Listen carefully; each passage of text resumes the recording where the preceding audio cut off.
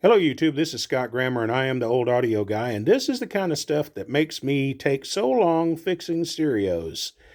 This is a Hafler DH500 amplifier that I repaired for a man 2 or 3 months ago.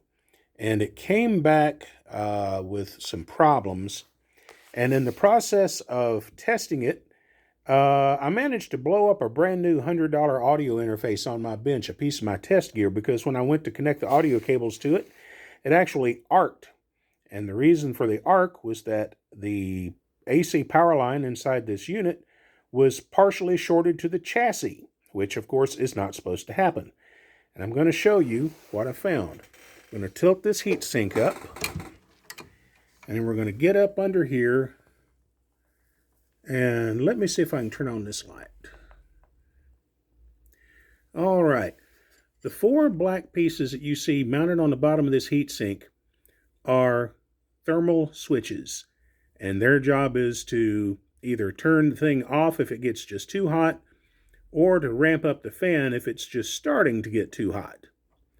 And the one in the back on the left, let me see if I can zoom into it here.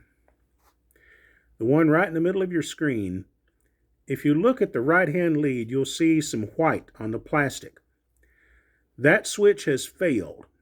It arced internally, it blew the plastic out of the side of it, and created a conductive carbon path to the heatsink, which is grounded. And all of the wiring you're looking at is connected straight to the AC power. That is the source of the problem. And it's under the heatsink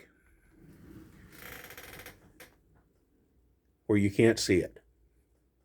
Welcome to the world of vintage electronics.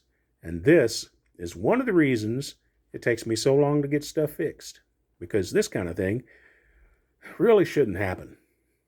Talk to you later.